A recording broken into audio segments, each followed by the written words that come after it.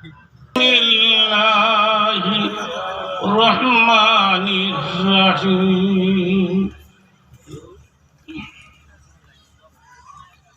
ইন্নাল্লাহা ওয়া মালাইকাতাহু ইউসাল্লুনা আলান নবী ইয়া আইয়ুহাল্লাযীনা আমানু সাল্লু আলাইহি ওয়া সাল্লিমু তাসলিমা আল্লাহুম্মা সাল্লি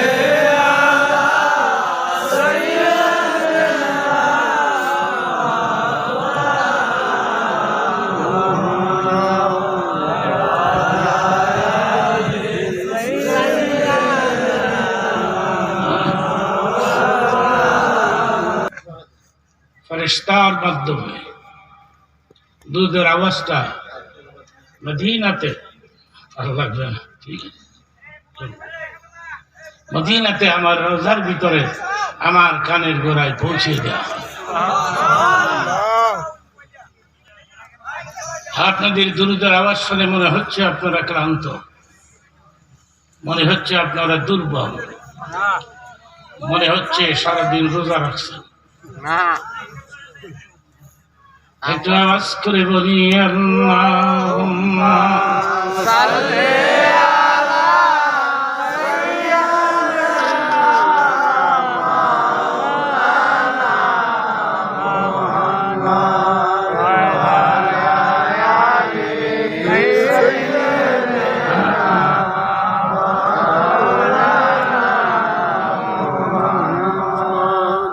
পশু পাখি দেখে বলে আজ আমাদের খুশির দিন, মোদের মাঝে তশরিফ নিলেন রহমতুল লিল আলামিন। আল্লাহুম্মা সাল্লি আলা সাইয়্যিদিনা মাওলানা মুহাম্মদ ওয়া আলা আলি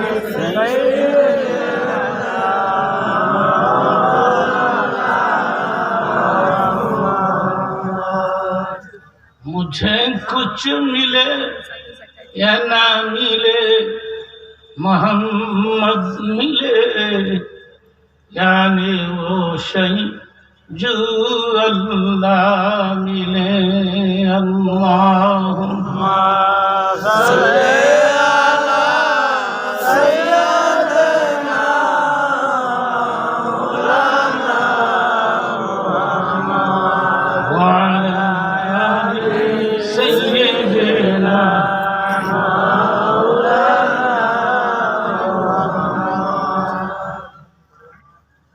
ঐতিহ্যবাহী দরবার শরীফ, ফন্দাক দরবার শরীফ, বর্তমান পীর সাহেবুল্লাহ, তিনি, আমি ওনাকে অনেক ভালো জানি এবং ভালোবাসি। ইতিপূর্বে দুই জায়গায় একসাথে আমরা প্রোগ্রাম করেছি। বারবার আমি বলেছি, হুজুর আমি আসব আপনার কাছ থেকে দোয়া নেওয়ার জন্য, দোয়া করার জন্য নয়। অনেক ভালো মানুষ,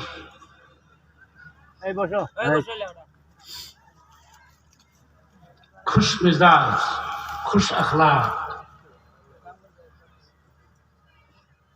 নম্র এবং ভদ্র। ওনার সবগুলো ভাই ভদ্র, নম্র।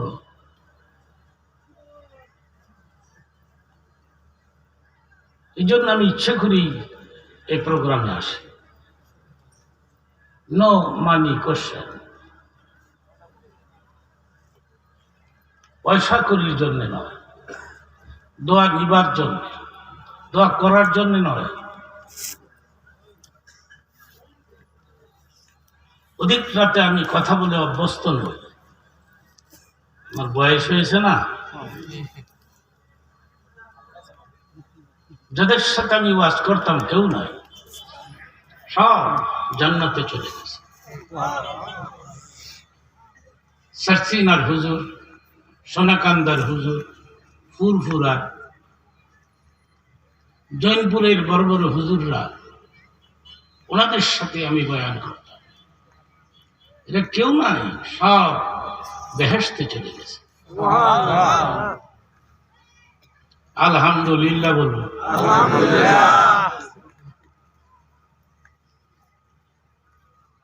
আমি অনেক সময় কথা বলতে পারবো না,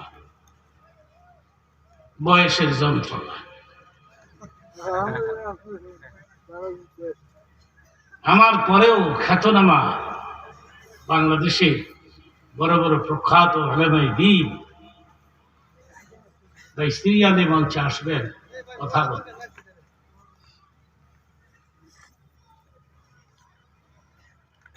আমি কিছুক্ষণ বয়ান করব, আপনারা বলুন ইনশাআল্লাহ। আপনারা কি সবাই আমার দিকে তাকিয়ে আছেন? পছন্দ হয়েছে? আচ্ছা, ঠিক আছে। 3 ঘন্টা এই কথাটা হঠাৎ করে কেঁদে বললাম। নামাই দাও ভাইরা আমার। এই কথাটা হঠাৎ করে কেন বললাম? আমি কারণ ছাড়া কোনো কথা বলি না। আজ থেকে 30 বছর আগে জীবনের প্রথম ওয়াজ করতে গেলাম বরিশাল স্টিমারে। স্টিমার যখন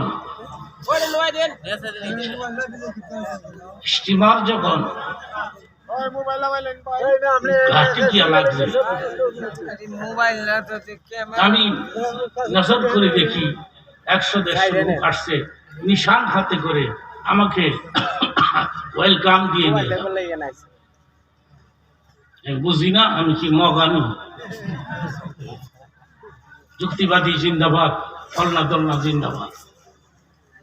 কিন্তু আমি স্টিমার থেকে নেমে ওদের সামনে চলে গেছি, তকবীর দেয় না। আমার এই জিগায় হুজুর যুক্তিবাদী আইছে, মেজাজটা কত খারাপ। মানুষ চিনস্তা কিনলে গাইছে, তকবীর দেয় না কেন? পছন্দ হয় না। তখন আমি নর্মাল চলতাম, একবারে নর্মাল। কালীগাড়া পাঞ্জাবি আর একটা চোখা টুপি আর একটা সাদা লুঙ্গি, সাদা পাঞ্জাবি। ইদানিং একটু কাঠিন ধরছি, সব বক্তারা যখন ধরে আমিও ধরছি। আমি চিন্তা করে দেখছি কাঠিন না ধরলে দাম দেয় না।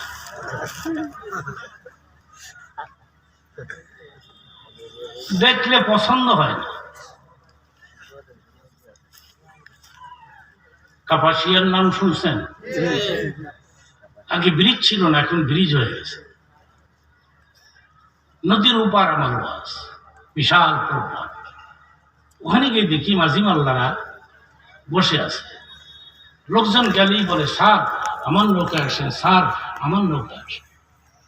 আমি যখন গেছি, এক মাঝি বলতেছে, হুজুর আমার নৌকা আসে। ভাবলাম এবারে যখন হুজুর কয় হেডাতে যাই। নৌকাতে উঠে আমি বললাম, মাঝি ভাই নৌকা ছেড়ে দাও, পুরা পয়সা আমি তোমাকে দিই।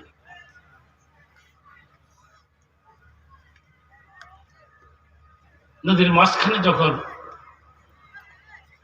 নৌকা গেছে, আমি বললাম, মাঝি ভাই নদীর ব্যাপারে কি কোন ওয়াজ আছে না? আজকে বিশাল ওয়াজ তো, কেডাইব? কই যুক্তিবাদী আইব, আমার পছন্দ হয় না। আপনি কি যুক্তিবাদী দেখছেন? কন্যা দেখি নাই। আজকে এটাই লাস্ট ট্রিপ, আর কোনো ট্রিপ ধরবো না। আজকে যাবো, আজকে দেখবো আমি। তখন আমি কইলাম, আমি যদি যুক্তিবাদী হই আপনি মানতেন না? হুজুর আপনি যুক্তিবাদী মানো না? পয়সা দিতে চাইলাম, নিল না। আমি বললাম, আমি যদি আগে জানতাম যে আপনি পয়সা দিবেন না, আপনার নৌকাতে চড়তাম না। হুজুর আমার লজ্জা দিয়েন না,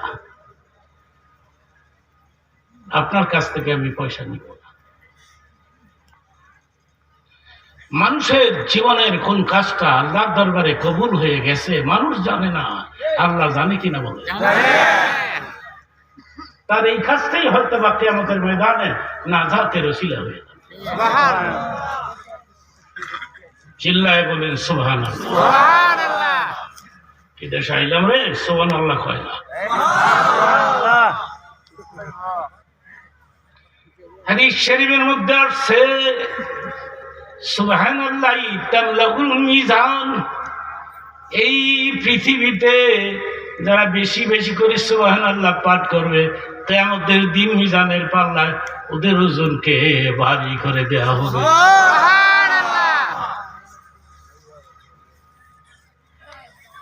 জাবিদুর রহমান কুমার নাই তো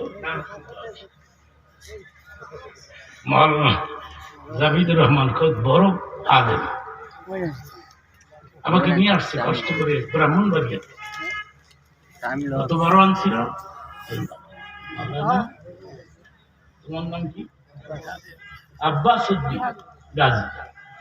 এরা দুজন আমাকে ভালোবাসে, বিশ্বাস হুজুরও ভালোবাসে, আপনারাও ভালোবাসেন। নারায়ে তাকবীর। আপনারা কেউ তাকবীর দিবেন না, আমার তাকবীর আমি নিজেই দিব।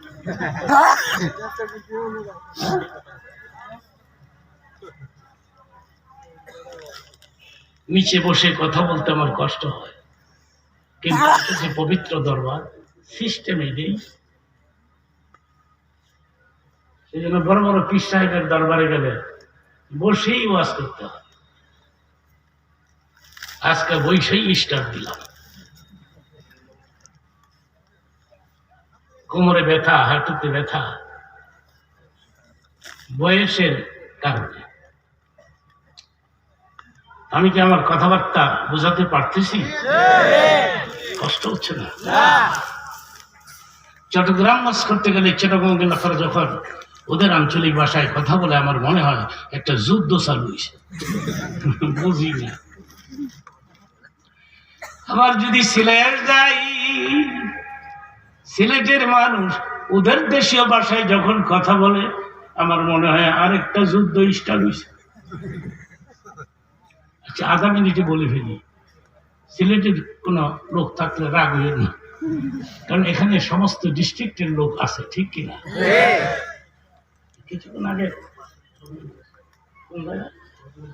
হবিগঞ্জের কিছু লোকদের সঙ্গে আমার কথা হলো, মানে আপনারা কেমন আসলেন? আমরা আলাদা গাড়ি করে আসছি। মারহাবা। ওলি আল্লাহর দরবারে আসতে হয়, ওলি আল্লাহ ছাড়া নবীরে পাওয়া যায় না, নবীরে ছাড়া আল্লাহর পাওয়া যায় না। আমি ওলি আল্লাহ ভক্ত মানুষ, ওলি বিদ্বেষী নেই। ওলি আল্লাহদের বিরুদ্ধে যারা ক্রিটিসাইজ করে বক্তৃতা দিয়েছে, খবর নিয়ে দেখেন এদের অবস্থান বর্তমানে কোথায়, ঠিক কিনা বলো?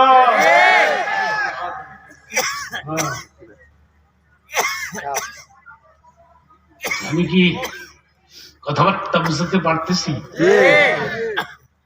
জীবনের প্রথম গেলাম সিলেট ওয়াজ করতে, দুপুরের সময় খাবার দিছে, তরকারির মধ্যে কিছু তরকারি হয়েছে ঝোলওয়ালা ভিজা, আর কিছু হয়েছে ভুনা শুকনা। তো বাড়িওয়ালা তার দেশীয় ভাষা আমারে কয়, শুকনা গু খাইতা না ভিজা গু খাইতা? আমি কই কয় কি রে ভাই, সব আমি গু খাই না। এবারটা কি আমার গু খাইতে বলছে? বলছে তরকারি শুকনাটা আগে খাইবা না ভিজাটা আগে খাইবা? কিতা খাইতা রে বা, শুকনা গু না ভিজা গু? খাইতা না আমি। ছেলেটির ভাই থাকলে রাগ করবেন না, কারণ এক দেশের বুলি আর এক দেশের গালি, ঠিক কিনা বলে? আমি তো অরিজিনালি ঢাকার মানুষ, আমার কথাবার্তা বুঝতে কষ্ট হচ্ছে না? আমার দিকে নজর করে আছেন? একটা হাদিসের অর্থ বলি, অর্থটা শেষ হবে, আমি দেখবো কত জোরে সুবহানাল্লাহ বলতে পারো। হাদিস শরীফের মধ্যে আছে ওলামায়ে কেরামের চেহারার দিকে তুমি যতক্ষণ নেক নজরে তাকায় থাকো সগীরা গুনাহ মাফ হতে থাকবে।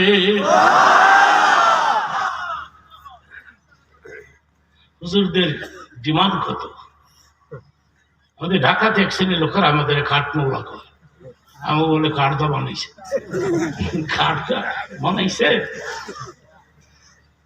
আবার এক শ্রেণীর লোকেরা বলে মোল্লার দৌড় মসজিদ পর্যন্ত, মসজিদের বাইরে বলে আমাকে দৌড় না। আপনারা একসাথে বলেন তো এই পৃথিবীতে সবচেয়ে উৎকৃষ্ট স্থান কোনটা? মোল্লার দৌড়। জায়গাটা ভালো না খারাপ? যেটা কয় হ্যাঁ নিজে অর্থ বুঝে। 50 বছরও হয়ে গেল আমার ওয়াজের বয়স। মারহাবা বলেন। গোটা পৃথিবী ঘুরে ঘুরে চিল্লায় চিল্লায় এই কথাটা আমি বলে আসছি, মোল্লার দৌড় শুধু মসজিদ নয়, মোল্লার দৌড় জান্নাতুল ফেরদাউস পর্যন্ত। নারায়ে তাকবীর, নারায়ে রিসালাত।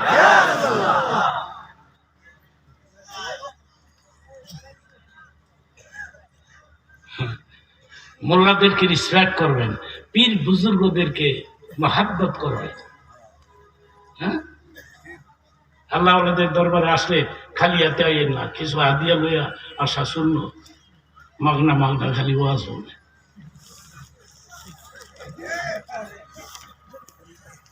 প্রত্যেকে যদি আপনারা 5-10 হাজার করে টাকা যাওয়ার শুরু দিয়ে যান, আমি বুঝি না এত বড় প্যান্ডেল কালকে নাকি অনেক লোক হবে। প্যান্ডেলই জায়গা হবে না। দেখি আগামীতে আমি শেষ দিন আসতে পারি কি। আপনারা খুশি হবেন যদি বেঁচে থাকি। Maybe this is my last program. এটি আমার জীবনের শেষ ওয়াজ হচ্ছে। কালকে এই সময় আমি কবরের যাত্রী থাকি। এটা হতে পারে কিনা? একদিন হবে কিনা? মরণ থেকে যতই পালাও মরণ তোমায় লইবে গিরি। যদিও সুদূর আকাশ পরে লুকাবো সেটাই লাগিয়ে সিঁড়ি। আইনামা তাকুনু ইউদরিকুমুল মাউত। একসাথে জোরে বলেন, পৃথিবী থাকার জায়গা? আজরাইল ঘুষ খায়? আজরাইল ঘুষ খেলে উপায় ছিল? মানুষ আজরাইলি ঘুষ দিয়ে বিনাশ করে। আজরাইলি তো দুনিয়ার সবচেয়ে বড় দোষ। মানুষ মাঝে মধ্যে বলে আমি মরি না কেন, মরি না কেন, খোদারে মরে সহে দেয়। এই কথাটা মহিলারা বেশি কয়, আমি টেস্ট করে দেখছি। স্বামীর অত্যাচারে অতিষ্ঠ হয়ে মহিলা আল্লাহরে গালাগালি করে, ওই মরার খোদা। আল্লাহকে মহিলায় কয় কি? আমি আবার মরলাম কবে?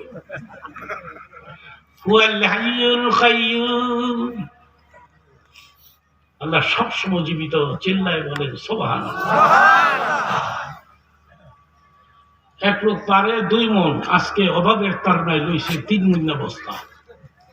বস্তা রাস্তার পাশে ফেলে দিয়ে কয়, ওই খোদা তুই আমার শহীদ হোস না, তুই না দেহস। আজরাইল কি খানা? আজরাইল দেখেন, আজরাইলের ওই রাস্তা দিয়া ফান্দাক দরবারের দিকে আইতে দিছে। আজরাইল করে আমাদের খোঁজে কে একটু টেস্ট করে দি। আজরাইলকে ভাই কি হয়েছে? কয়েন না অভাব সংসার পারি, 2 মহিনা লইছি, 3 মহিনা ঘাট ভাঙ্গা মরতাম বসি। আল্লাহ বেন খানা, আজরাইলও খানা। আজরাইল কয় আপনি তো আমারই খোঁজ আছেন, আমি তো আজরাইল। আইছে ওই এনে বসেন আমার কাছে, এনে দাও। এই আরে আমার কাছে বসে।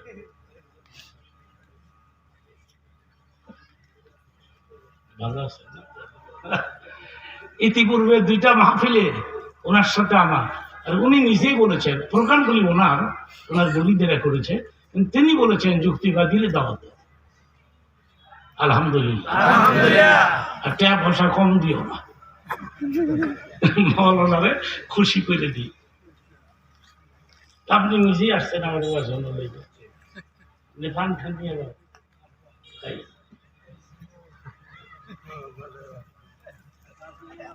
আল্লাহ আল্লাহ মানুষ লাশের কাফি, কোনো সন্দেহ নাই। এই লোকটা যে আল্লাহর অলির সন্তান না, আল্লাহর অলি। আমি ডিক্লার দিয়ে গেলাম, বলেন ইনশাআল্লাহ। কি জন্য বলতেছিলাম?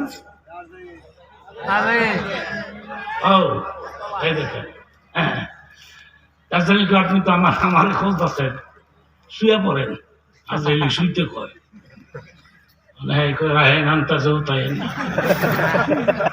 কি লিখে খোঁজ দাসি জিগাইবেন তো কি লিখে বস্তাটা তুইলা দিল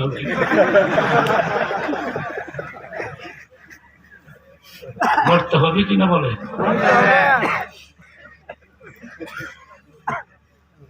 যাকে আমি আল্লাহ পাকের শুকর আদায় করি আমি একজন মুসলিম, ঠিক কিনা? লাইন শাকারতুম লাযীদান্নাকুম ওয়া লাইন কাফারতুম ইন্না আযাবী লাশাদীদ। নিয়ামতের শুকর আদায় করি, আই এম এ মুসলিম। চিৎকার করে বলেন আলহামদুলিল্লাহ। আলহামদুলিল্লাহ। আমার তো মনে হয় না কোনো মুসলমান জাহান্নামে যাবে। সুবহানাল্লাহ। আমার মনে হয় না মুসলমানগুলি যদি জাহান্নামে যায়, আল্লাহ যে তো বড় বড় জান্নাত বানাইছে ওখানে থাকবো কেনা? বুখারী শরীফের মধ্যে আছে ছোট জান্নাতটা হবে পৃথিবীর 11টার সমান। আল্লাহু আকবার বলেন। এরপরে কথাটা ক্লিয়ার করে দিই, যদিও কোনো মুসলমান জাহান্নামে যায় সবসময় থাকবে না। বুখারী শরীফে আসছে একদিন আল্লাহ তাআলা ফেরেশতাদেরকে ডেকে বলবে জাহান্নামে প্রবেশ করো, মুসলমানদেরকে খুঁজে খুঁজে জান্নাতে ঢুকায় দাও। একটা হাদিসের মধ্যে আমি পেয়েছি এই দোজখের মধ্যে হিন্দু, খ্রিস্টান, বৌদ্ধ, নাসারা, সারার মারাল হুমানুজ হবে, এর মধ্যে আপনিও থাকবেন। তখন হিন্দুরা কইব অমুসলিমরা, এই তুমি না মুসলমান, তুমি দুজক আইসো পেলি না, কি সাতার মুসলমান হইল? এই খবরটা আল্লাহর কাছে চলে যাবে। তখন আল্লাহ বলবেন ফেরেশতারা তোমরা জাহান্নামে প্রবেশ করো, সমস্ত মুসলমানদেরকে খুঁজে খুঁজে বের করে জান্নাতে ঢুকায় দাও। বুখারীতে আছে সর্বশেষ যে লোকটাকে টানা হেঁচড়া করে বের করা হবে, চলতে চলতে জাহান্নামে আঙ্গার হয়ে গেছে। ফেরেশতারা ধইরা এর বার করবো। ও লোকটা মনে মনে ভাববে যে শাস্তি আল্লাহ আমারই দিছে, এতে বোধহয় আল্লাহ খুশি হয় নাই, এখন আমার আরেক দোজখ লইয়া যায়। আহা, তোমরা কারা? আমরা ফেরেশতা, আমার কই নিয়ে যাও, আমার আরো বড় শাস্তি দিবা? না না, আল্লাহ তোমাকে মাফ করে দিবা। আমারে কেন মাফ করলেন? তুমি বলেছো লা ইলাহা ইল্লাল্লাহ, মান কালা লা ইলাহা ইল্লাল্লাহ ফাদাখালাল জান্নাহ। আল্লাহু আকবার বলেন। আল্লাহু আকবার। আমারে জান্নাতে এই অবস্থায় আমারে জান্নাতি নিবা? কেন না, এখনই তোমাকে জান্নাতি পানি দিয়ে গোসল দেওয়া হবে। সুবহানাল্লাহ। গোসল দেওয়ার পরে লোকটা 100 হাত লম্বা হবে, সুন্দর হবে। এই যে কালো লোকগুলো ফাঁকে ফাঁকে বইয়ে রয়েছে, একটা কালো লোক জান্নাতে যাবে না। এখন যারা কালা এরা কইব কি লিগে রোয়া ঝুলতাছি, মুশকিল। হাদিস শরীফের মধ্যে আছে জান্নাত দেওয়ার আগে কালো মানুষদেরকে আল্লাহ সুন্দর করবে, 100 হাত লম্বা করবে, সুন্দর হবে, 21 বছরের যুবক হবে, জান্নাতে দাড়ি মুছ হবে না। এখন যারা দাড়ি চাষে এরা খুশি হয়েছে, এরা কয় বালি হয়েছে, জামে জানে এই এক লোক মোবাইল আমাকে বলতেছে যুক্তিবাদী আমার বেগম আমাকে দাঁড়িয়ে রাখতে নিষেধ দেয়। কেন? ধর্মের দোয়াই লাগে তুমি দাঁড়িয়ে দাঁড়াইও না।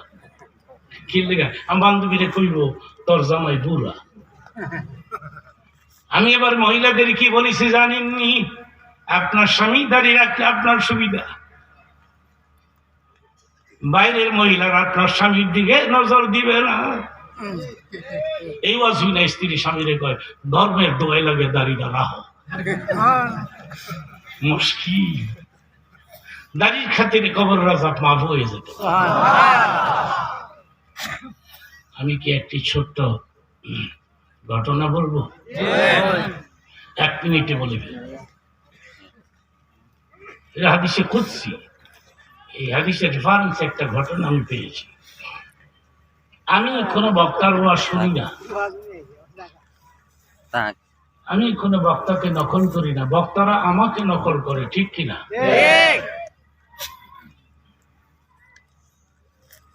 হাদিসটা পাঠ করে অর্থ করি, অর্থ শেষ হবে চিল্লায় সুবহানাল্লাহ কমলা। ইন্নাল্লাহ ইয়াস্তাহি মিন জি শাইবাতিল মুসলিম, মুসলমানদের মধ্যে অর্থ করতেছি, কিন্তু মুসলমানদের মধ্যে যাদের সেবা এসে গেছে, বুড়াপনি এসে গেছে, চুল দাড়ি সাদা হয়ে গেছে, আল্লাহ বলেন সাদা দাড়ি হলো আমার বান্দা যখন আমার দরবারে 2 হাত তুলে মুনাজাত করে এদের গুনাহ মাফ না করলে আমি লজ্জা পাই।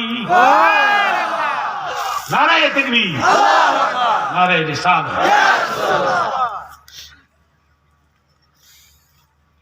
আমি 20-25 মিনিট বলবো, এরপরে আপনারা আমাকে বাধ্য করবেন না। যেখানে হুজুর নিজেই তো আছে, উনি বুঝে না আমার বয়স হয়েছে। বলতে পারেন কত বয়স? 80 বছরের বৃদ্ধ লোকটা কতক্ষণ কথা বলতে পারবে? আমি বলেছি না যে আমি দোয়া নেওয়ার জন্য আসছি? সোনাকান্দা দরবারও আমাকে 12টায় মাইক দিল। পীর সাহেব হুজুর তালিম দিতে দিতে দিতে দিতে পরে এশার নামাজ হয়েছে, এশার পরে আমার টানা হাসর বেরিয়ে হয়ে গেছে। 1 ঘন্টা আমি কথা বলেছিলাম সোনাকান্দা। আলহামদুলিল্লাহ বলে। আমি জন্মগত ভাবে সুন্নি, মাশাআল্লাহ বলে। আমার আব্বা ছিলেন সালসিনা মরহুম আল্লামা নিসার আহমদ সাহেবের খলিফা। খেলাফত দিছে বলবো, কথাটা খেয়াল করবেন। নিসার আমার আব্বা আমারে বলছে যে ঘটনাটা ঘটার পরে আমাকে খেলাফত দিছে। ঘটনা কি? এইরূপ, এই মসজিদের 2টা দরজা, একটা দক্ষিণ দিকে আর একটা উত্তর দিকে, সারসিনাতে। অনেক আগের দিনের কথা এটা। পেশাব যখন মসজিদে প্রবেশ করেছেন জোতা ছিল দক্ষিণের দরজায়, কিন্তু নামাজের পরে তিনি যখন আসবেন তখন আমার বাবা জুতা 2টা নিয়ে উত্তরের দরজায় রাখছে। দরজার কাছে এসে বলে আমার জুতা তো দক্ষিণ দিকে ছিল, এখানে আনছে কেনা? তো হুজুর মনে কিছু নিয়েন না, আমি আনছি। তুমি কেমনে বুঝলা আমি এই দরজা দিয়ে বের হব? আমার অন্তর কইছে যাও, খেলাফত দিয়ে দিলাম। জন্মগত ভাবে আমি সুন্নি, মিলাদের পক্ষের মানুষ। তো আমি আবার একটা কাজ করি, কোন এলাকায় গিয়ে যদি দেখি সমস্ত লোকরা দাঁড়াইছে আমিও দাঁড়াই।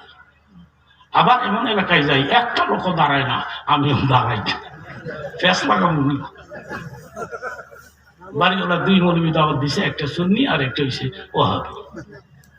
মিলাদ যখন স্টার্ট হয়েছে, 1 হুজুর দাঁড়াইছে আর 1 হুজুর বইছে। বাড়ির এলাকা আমি কি করবো? আমি দোনোটারে খুশি করবো। আমি অর্ধেক খারাইলাম, অর্ধেক বইলাম, রুকুর অবস্থা দিয়া রয়েছে।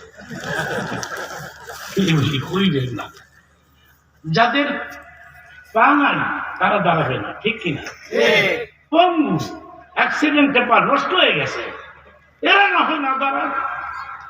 আমার পা আছে, দাঁড়াইতে পারি, পেরেশনকে দাঁড়ায় সালাম দিলে অসুবিধা কোথায়, ঠিক কিনা বলে?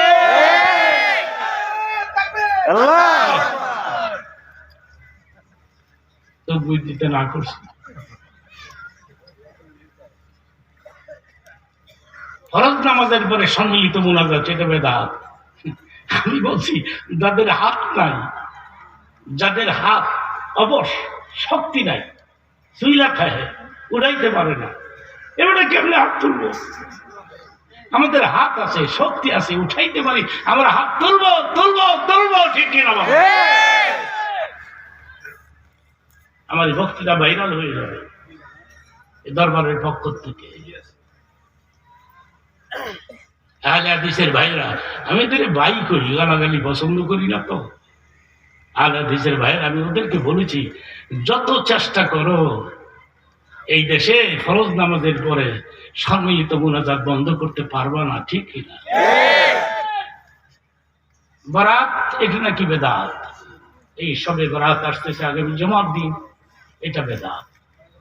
দাঁত কোনটা? দাঁত দাঁত খুঁজে পাইতে, এই যে পাগড়ি বাঁধে না, পাগড়ি বলে বেদাত।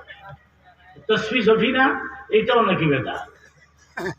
বলেন তুমি আহলে হাদিসের লোকেরা।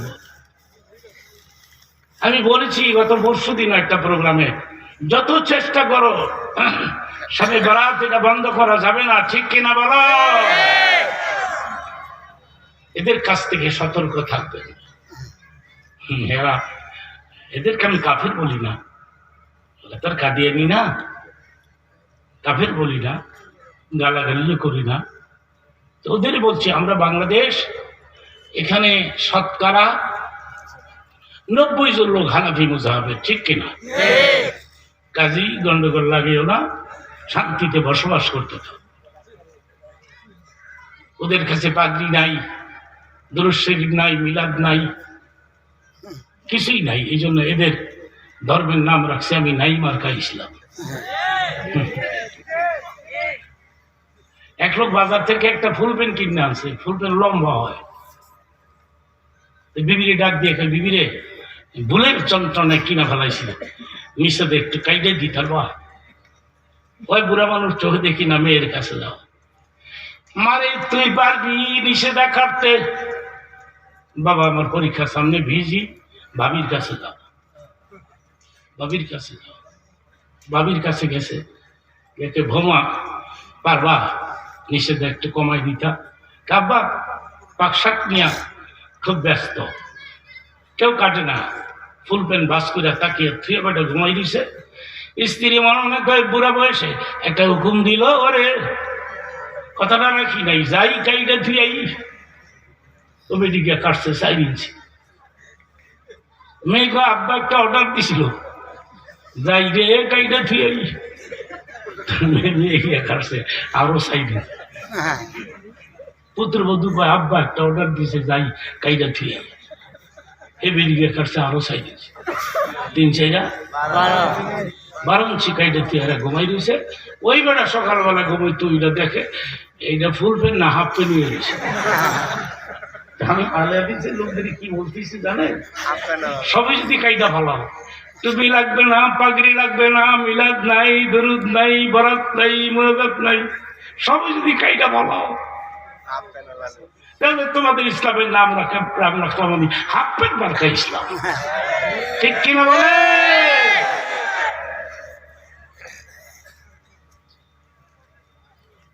আমি আর ওদিকে যাচ্ছি না, আমি মূল কথাটা বলে শেষ করব। মূল কথা, আমার মনে হয় না কোন মুসলমান জাহান্নামে যাবে, চিল্লায় বলেন আলহামদুলিল্লাহ। আচ্ছা আমি একটা প্রশ্ন করি, আমি জানি আপনারা উত্তর দিতে পারবেন। আপনারা বলতে পারেন নবীদের উম্মতদের মধ্যে কোন নবীর উম্মত গুলো প্রথম জান্নাতে যাবে? এক কথায় বলেন আমাদের নবী। আবার বলেন, আবার বলেন। হাদিসটা পাঠ করি, এরপরে অর্থটা করি, আমি দেখব কত জোরে সুবহানাল্লাহ কইতারেন। রেডি? ইন্নাল জান্নাতা হুররিমাত আলাল উমামি হাত্তা তাদখুলাহা উম্মতি। অর্থ করতেছি কিন্তু নবী বলেছেন দুনিয়ার সব নবীদের উম্মতদের জন্য জান্নাতগুলো হারাম হয়ে পড়ে থাকবে, হালাল হবে না ততক্ষণ যতক্ষণ আমার উম্মতগুলো জান্নাতে প্রবেশ না করবে। আরেকটা প্রশ্ন করি, এই সুবহানাল্লাহ আরো গর্জি আসলে আমরা গর্জি আসলে বুঝে মানে আরো টাইট করিয়া ইন্নাল জান্নাতা হুরমাত আলাল আম্বিয়া হাত্তা দুখলাহা। অর্থ করতেছি কিন্তু দুনিয়ার সমস্ত নবীদের জন্য জান্নাতগুলো হারাম হয়ে পড়ে থাকবে, হালাল হবে না ততক্ষণ যতক্ষণ আমি নবী জান্নাতে প্রবেশ না করব। নারায়ে তাকবীর, নারায়ে রিসালাত। নারায়ে রিসালাত যে আমি বলি না, এই জন্য আমার এই খারিজি মাদ্রাসায় কম দেওয়া যুক্তিবাদী ইমান নষ্ট হয়ে যায়। রিসালাতের উপরে তাকবীরটা জায়েজ আছে, চিল্লায় বলেন মারহাবা। ওদেরকে আমি চ্যালেঞ্জ করেছি, তাহলে আপনারা কিতাবপত্র নিয়ে বাইতুল মুকাররমে আসেন, আমি তো শেষ করে দিব। আপনাদের চিনা চিনা লাগে এত খামাকে, আপনি জান্নাতে যাওয়ার আগে খুব সুন্দর হয়ে যাবে। এই ওনার দিয়ে আর একটা ছোট্ট হাদিসের কথা মনে হয়েছে। আল্লাহ আপনাকে বলবে, খেয়াল করবেন, আপনাকে বলবে তুমি স্বামীকে বলবে তুমি জান্নাতে যাও। স্বামী বলবে আমার বেগম কই, তার বেগমের অবস্থা ভালো না, এটা পরে যাই বলে তোর যাও তুই যা। স্বামী কেবল আল্লাহ ৬০-৭০ বছর সংসার করলাম, আমার বেগম তুই আমি যাবো না, তাহলে আমি বাইরেই খালিয়ে থাকি। তখন আল্লাহ বলবেন ও ফেরেশতা, তার বিবিকে খুঁজা খুঁজা নিয়ে আস, একসাথে মিলায়া জোড়া জোড়া মিলায়া জান্নাত দিয়ে দে। প্রশ্ন হলো, আপনার স্বামী যে কালো, আপনার বউ যে কালো, এই জন্য হাদিসে আসছে নবী বলেছেন তোমার স্ত্রীকে তোমার সাথে যখন জান্নাতি দিবে, তোমার স্ত্রীকে এত সুন্দর করে বানাবেন আল্লাহ, এই হুরদের চাইতে কয়েক হাজার গুণ বেশি সুন্দর হবে।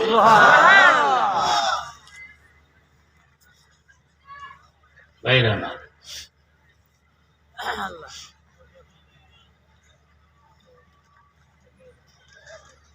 আচ্ছা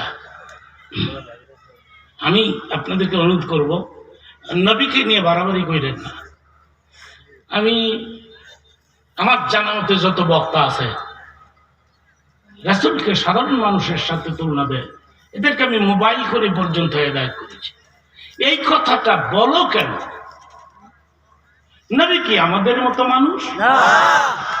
এই নাটা কি সবাই বলছে আমাদের মতো, বড় ভাইয়ের মতো?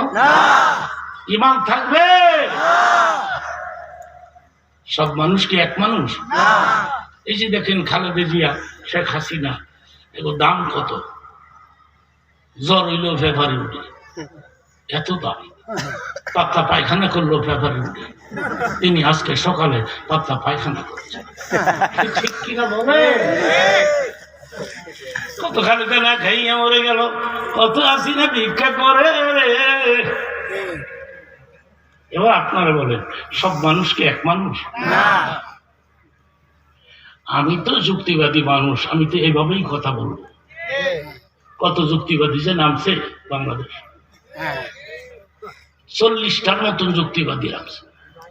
এক যুক্তিবাদীরই কইলাম তুমি যুক্তিবাদী লেখক, এটা লেখলে দাওয়াত বেশি পাওয়া যায়।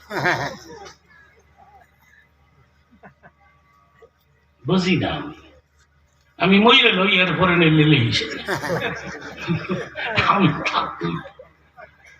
কোথায় যাবো বলে? এই বুড়া বয়সে আমি যে কথা বলতেছি, এটা কার দান? হাদা বিন ফজলে রাব্বি। আমার বাবা আমার দোয়া করছে তুই ওয়াজ করতে করতে মরবি, এর লেগে তো মরি না। ওয়াজ করতে করতে মরবি, আমার বাবাই কইছে, আমি মিথ্যা কথা বলি না তো। হয়তো এই যে ওয়াজ করতেছি না, এর মধ্যেই পড়ে যাবো, এমনও হতে পারে। অথবা ওয়াজটা শেষ করেছি, কিছুক্ষণ পরেই আমি মরে যাব। মা বাবার দোয়া বিফলে যায় না, ঠিক কিনা বলো? আমি একদিনে সব ওয়াজ আপনাদেরকে শোনাতে পারবো না, কোনো বক্তাই পারবে না। যে কথাটা বলতেছি সেটাই বলি। এবার দেখবো কত আওয়াজ আছে আপনাদের জবানে, চিল্লাই বলেন তো, রাসূলের সাথে কোনো তুলনা হয় না? আচ্ছা, একটা আয়াতের ব্যাখ্যা দিই। এটা হলে ফ্যাস লাগছে বাংলাদেশও, যেটা হলে ফ্যাস লাগছে। আনা বাশারুম মিসলুকুম, নবী বলেছেন আমি তোমাদেরই মতো মানুষ। কিন্তু এই কথাটা কেন বলেছেন ওটা তো আর খবর রাখে না। এখানে বড় বড় মুহাদ্দিস, মুফাসসির, স্কলার, বক্তারা, ওলামারা বসে আছে। আমি তাফসীরে কামিল ক্লাসে তাফসীরে আমি 90-এর উপরে নাম্বার পেয়েছিলাম। আমি চিন্তা করেছি আয়াতটা নিয়ে, এটা নিয়ে প্যাস লাগলো কেন। আমি তার মীমাংসা দিচ্ছি আপনাদেরকে। আল্লাহ বললেন, হে নবী আপনি এখনই বলুন। খেয়াল করবেন, কথাটা বুঝতে একটু কষ্ট হবে। হে নবী আপনি এখনই বলুন, আপনি বলুন, ডিক্লার দিয়ে দেন, আনা বাশারুম মিসলুকুম, আমি তোমাদেরই মতো মানুষ। এটা এখন বলেন। যদি না বলেন লোকেরা কইব আপনি মানুষ না। আর যদি মানুষ না হন, মানুষ আপনার কাছে আসবে না, আপনি কিভাবে কালেমার দাওয়াত দিবেন? কারণ আপনি হাঁটতে গেলে ছায়া পড়ে না, পায়ের নিচে পাথর পড়লে মোমের মতো নরম হয়ে যায়। কি এখন লোকেরা বলবে, লোক সাথে ছায়া নাই, এ লোকের পায়ের নিচে পাথর পড়লে নরম হয়ে যায়, এটা মানুষ না। সুতরাং আপনি ঘোষণা করেন আমি মানুষ। তো ইউহা ইলাইয়া, আমার কাছে ওহী আসে, তোমাদের কাছে আমার কাছে জিবরাইল আসে, তোমাদের কাছে। আপনাদের এলাকায় এই যে আপনাদের বড় পীর সাহেব, ওনার কাছে জিবরাইল আইছে জীবনে? একটা কথা বলি খুব দামি, সুবহানাল্লাহ কম।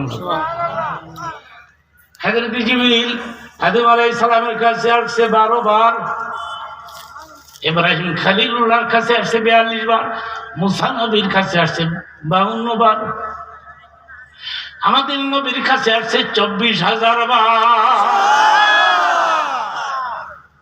কত কথা বলে গেল।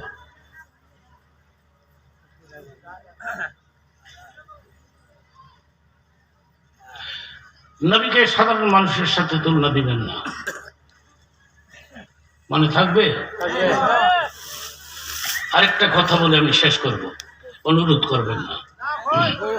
আমাকে ঢাকা দিতে হবে, যেতে হবে। এখন 1টা বেজে গেছে, ঢাকা ফিরতে হবে। ঢাকা যাইতে যাইতে 4টা বাজবে। সেই জন্য আমার এক মেয়ে, নাম হইল বিলকিস, ডাকনাম ওম্মে হাবিবা, একদিন আমার কয় তুমি সাতার বাবা।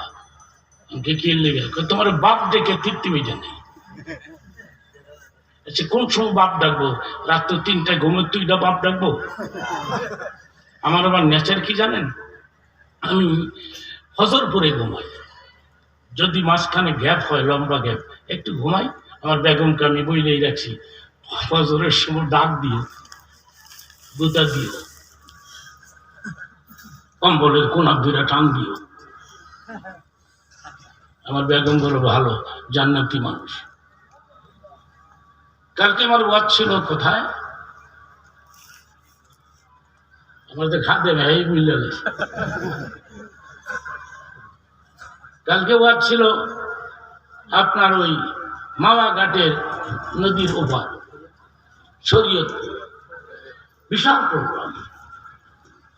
মঞ্চে যাওয়ার আগে আমার ফোন করছে আমার বেগম, যে তুমি তো ক্লান্ত, তোমার ব্রেনে কথা থাকে না, তো তুমি এই এই এই দোয়াটা পড়ো। কোনটা? রাব্বি জিদনি ইলমা। মনে মনে করি দুনিয়ার দোয়া আমি জানি, হ্যাঁ আমার দোয়াই।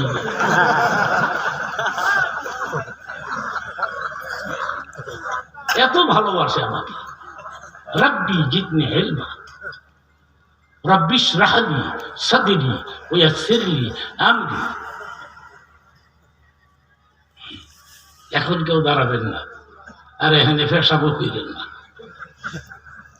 লেট মি ফিনিশ, কথাটা শেষ করতে। আমার বেগম রাগ করলে আমি বুঝি রাগ করছে, আপনারা বোঝেন না? কি ছাতা বুঝেন? আমার বেগম রাগ করলে আমি বুঝি। মুখটা মলিন হয়ে গেছে, চোখ দুইটা লাল। তখন আমি কি করি জানেন? 500 টাকার একটা নোট সামনে খালি ঘুরাই। মিথ্যা কথা বলি না, আমার বাবা নিষেধ দিছে। টাকাটা খালি ঘুরাইতে চাই, তখন মুসকি হাইসা খাবার দিয়া টাকাটা নেয় না। আমি একটা ছোট্ট হাদিসের কথা বলি, এটা বাড়িতে গিয়ে শোনাইবে, যার যার বেগম শোনাইবে, যুক্তিবাদী এটা হাদিসের কথা বলছি। নবী বলেন, আমার আয়েশা রাগ করলে আমি বুঝতে পারতাম। সুবহানাল্লাহ। এই বসো, বসেন বসেন, সিট ডাউন প্লিজ। ইংরেজি না কইলে বুঝে না। আমি একটা বক্তা মানুষ, তো কত রঙের কথা কই আমি। নেই বলে আয়েশা, আমার আয়েশা রাগ করলে আমি বুঝতে পারতাম। খাদিজা জীবনও রাগ করে নাই। সুবহানাল্লাহ বলে। খাদিজা থাকতে রাসূল সেকেন্ড ম্যারেজ করে নাই। 25 বছর একটা যত বিয়ে করেছে খাদিজার ইন্তেকালের পর। মক্কাতে নবী 3টা বিয়ে করেছেন, খাদিজাতুল কুবরা, হযরত সাউদা, হযরত আয়েশা। খাদিজার বয়স 40, সাউদার বয়স 60, হযরত আয়েশার বয়স মাত্র 7 বছর। আয়েশা মাঝে মধ্যে রাগ করতেন কেন? আয়েশার হুজরায় ঢুকতে দেরি করলে অভিমান করতেন। যাওয়ার লেগে তাড়াহুড়া করলে প্যাসেঞ্জারটা ধৈর্য রাখতেন। পাগল হয়ে গেছেন না যাওয়ার লাগে? আমার কাছে কিছুক্ষণ থাকলে ক্ষতি কি? এই জন্য আয়েশা বেশি রাগ করলে একটা কাজ করতো, রুমের থেকে বের হয়ে বাইরে দাঁড়ায় 2 হাত করে বলতো, ইব্রাহিমের আল্লাহ, ইব্রাহিমের আল্লাহরে ডায়, মুসার আল্লাহ, আমার চৌধা আল্লাহ। বুঝো না আমি কত ভালোবাসি রাসূলকে? তখন নবী আস্তে করে পেছন দিতে গিয়া আয়েশাকে জড়িয়ে দিয়ে বলতেন, মুসার আল্লাহ আপনার উপকার করবো, ইব্রাহিমের আল্লাহ আপনারে বাঁচাইবো, আমার আল্লাহর দোষ কি? তখন আয়েশা মুখটারে ঘুরায় কপালটা রাসূলের সিনার মধ্যে লাগাই দিয়ে বলতেন, নবী গো, যদিও আমি মুসার নাম লইছি, ইব্রাহিমের নাম লইছি, আমার অন্তর জোরে যে শুধু আপনার নাম।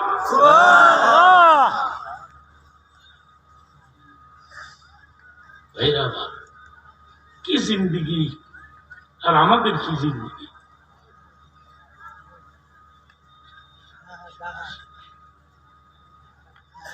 স্ত্রীদেরকে বেশি বেশি করে ভালোবাসবেন। বউ পিটানের লেগে আলাদা লাঠি বানাইছে, সেগুন কাঠ দিয়া মোটা লাঠি, ঘরের ভিতরে বলে জুলাই ফিস, জুলাই এটা তোর লেগে বানাইছি, সকালে বিকালে 2 বার জিয়ারত করিস। কোন ইসলামে আছে আমার দেখাও? এগুলি কইরো না যুবক বাবারা। যে কথা তো বলতে চাই সেটা হলো, হাশরের ময়দানে আল্লাহ পাক জান্নাতের গেট খুলে দিয়ে বলবে, এখন প্রথম আমার বন্ধুর উম্মত গুলো বেহেশতে প্রবেশ করবে। অন্য নবীর উম্মতের বলবে, কি গো আল্লাহ, আমরা কি লা ইলাহা ইল্লাল্লাহ বলি নাই? আল্লাহ বলবেন, বলেছো কিন্তু মুহাম্মদুর রাসূলুল্লাহ বলো নাই। জোরে কম আল্লাহু আকবার কম। নামটার কত দাম! আল্লাহ বলবেন, আরেকটা কারণ হলো তারা তোমাদের চেয়ে বেশি ইবাদত করেছে। 12 মাস রোজা রাখছে। কয় মাস? 12 মাস। কয় মাস রাখছে? 12 মাস। আল্লাহ ডিক্লেয়ার দিবেন কয় মাস? 12 মাস। হাদিসের মধ্যে আছে রমজানে 30টি রোজা রাখার পরে কেউ যদি শাওয়ালের আরো 6টা রোজা রাখতে পারে কান্নামা সামাদ দাহারা কুল্লা, নবী বলেছেন সে যেন 1 বছর ধরে রোজা রাখে। যুবক বাবারা, তোমাদেরকে একটা প্রশ্ন করি, রমজান চলে গেছে না আসতেছে? রোজা রাখবা তো নাকি নাকি ওই গ্যাস্ট্রিক স্টার দিব? আমার এক ভক্ত মিরপুরে থাকে, আসলেও গ্যাস্ট্রিক। কয় হুজুর আমি পারি না। আমি ট্রাই করো ট্রাই করো। প্রথম রোজার দিন 10 বার ফোন করছে, হুজুর ভাই গেলায় একটু একটু।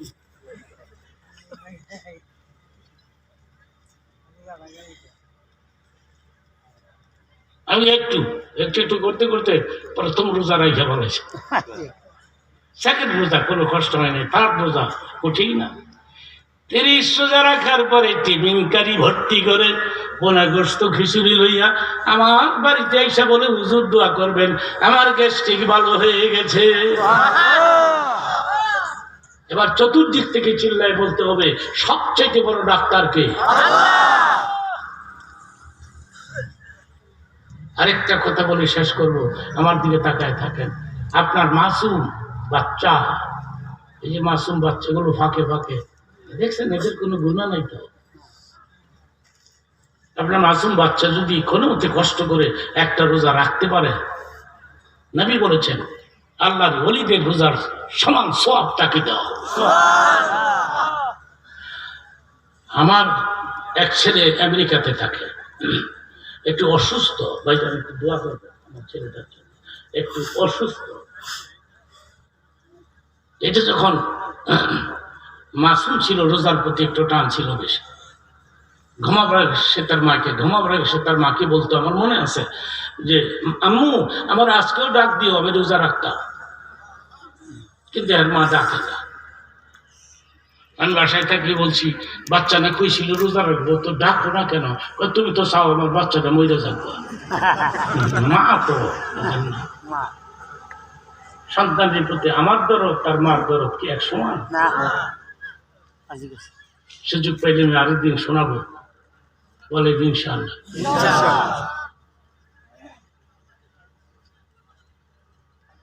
মাসুম বাচ্চারা যদি রোজা রাখে, দুপুরে খিদা লাগলে খাইতে পারবে, ইসলামে পারমিশন আছে।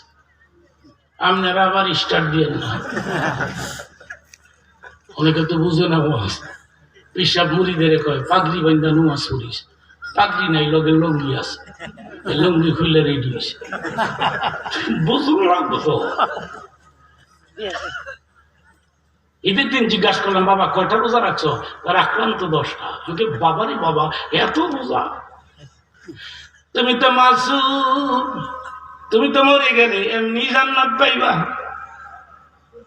এই কথাটা হৃদয় বিদারক হবে। 2 মিনিটে শেষ করব, মাথাও নাড়াবেন না। হাদিস শরীফের মধ্যে আছে মাসুম বাচ্চাদেরকে হাশরের ময়দানে আল্লাহ বলবেন তোমরা জান্নাতে যাও, জান্নাতি লোকদের খাদেম বানাই দিলাম। মাসুম বাচ্চারা বলবে আল্লাহ গো,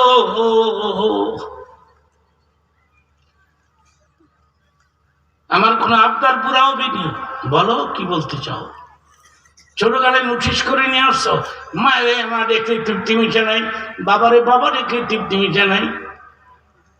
তুমি কি পারবা আমার মা বাবার এনে দিতে? এখন এক নজরে দেখবো, মা বলে ডাকবো। আল্লাহ বলবেন ও ফেরেশতারা তার মা বাবাকে নিয়ে আসো। বুখারীতে আসছে, কথাটা খেয়াল করবেন, অনেক দামি কথা এটা। আল্লাহ পাক মাসুম বাচ্চাদের নাকের ঘ্রাণ এত বেশি বাড়াই দিবে, সে তার নাকের ঘ্রাণ দিয়া মা বাবাকে চিনতে পারবে।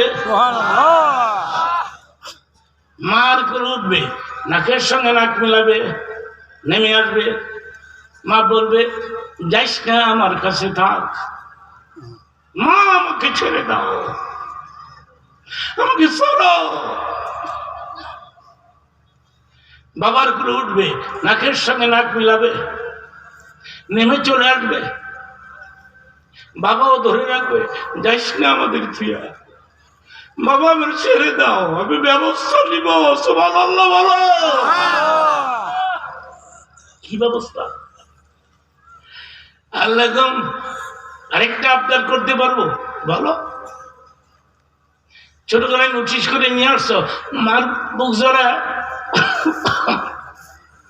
ঘুমায় তৃপ্তি মিঠে নাই, মাকে মাটিকে তৃপ্তি মিঠে নাই, বাবার কোলে কাঁধে চড়ে তৃপ্তি মিঠে নাই। তুমি কি পারো না আমার মা বাবাকে মাফ করে দিতে? আমি পারি, তাহলে মাফ করে দাও, ওদের খাদেম বানায় দাও।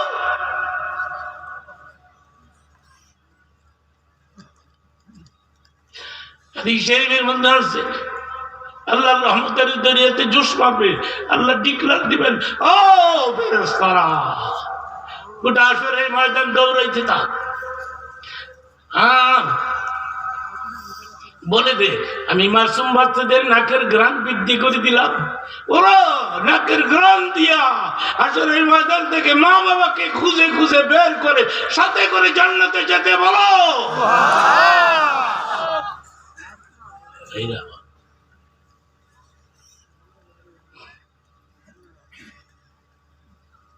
আরেকটা হাদিসের কথা বলি, এটা আরো অনেক দামি। মনে করেন আপনার বাচ্চা হওয়ার পরে নাভি এখনো কাটা হয়নি, নাভি কাটবে, ওই সময় বাচ্চাটা মরে গেল, এরপর রাসূল কি বলেছেন? নবী বলেছেন ওই মাসুম বাচ্চার নাভিটাকে লম্বা করে দিবে আল্লাহ। সুবহানাল্লাহ বলেন। লম্বা করে দিয়ে বলবেন, এই তোমার নাভি লম্বা করে দিলাম, এই লম্বা নাভি দিয়ে তোমার চয়েস মতো যাকে খুশি তাকে পেঁচাইয়া মজবুত করে বাঁধিয়া টানা হেঁচড়া করে বেহেশতে প্রবেশ করে।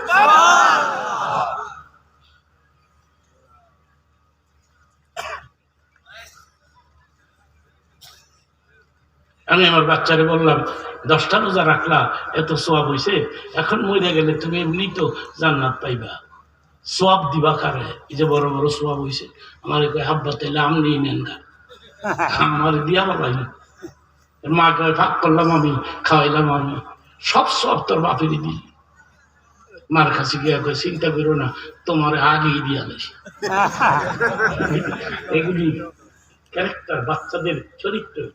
কিন্তু হাদিসের মধ্যে কি আসছে? হাদিসটা শেষ হবে, অর্থ শেষ হবে, সুবহানাল্লাহ কেমন লাগবে?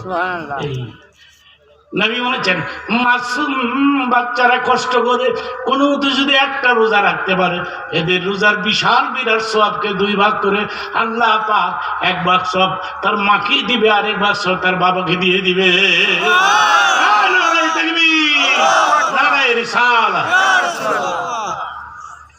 এই পবিত্র দরবারে, ফান্দাক দরবারে আসার পরে যেভাবে সার্ভিস দিল মাদ্রাসার ছেলেরা আমার পেছনে, এবং ওনার ভাইয়েরা, পিসা হুজুর নিজে আমার কাছে চিরস্মরণীয় হয়ে থাকবে। আমি চেষ্টা করব বারবার এ দরবারে আসার জন্য যদি বেঁচে থাকি, তবে শেষ দিন কি পরিমাণে লোক হয় সেটা দেখার জন্য আমাকে একবার আসতে হবে, ঠিক কিনা? আজকে তো বেশি লোক হয় না, এরপরেও তো হাজার হাজার মানুষ, আর চতুর্দিকে যে কত মানুষ ঘুরতেছে এটা হিসাবের বাইরে। ইনশাআল্লাহ আগামীতে আবার দেখা হবে, আমরা বলি ইনশাআল্লাহ। পিসা হুজুরকে দেখে রাখবেন, যত্ন করবেন, ভক্তি করবেন, শ্রদ্ধা করবেন, হেল্প করবেন, সাহায্য করবেন। মাদ্রাসায় যে বিল্ডিং আপনি করেছেন, এত বড় বিল্ডিং, কয়তলা? এই যে বিল্ডিং আপনি কেমনি করবেন? এখন বিল্ডিং এর কাজ রয়ে গেছে, এগুলো আস্তে আস্তে হয়ে যাবে। চমৎকার! এই টাকা পয়সা কামাই করে এই কাজই করলো, মাদ্রাসা করে গেল, দরবার করে গেল,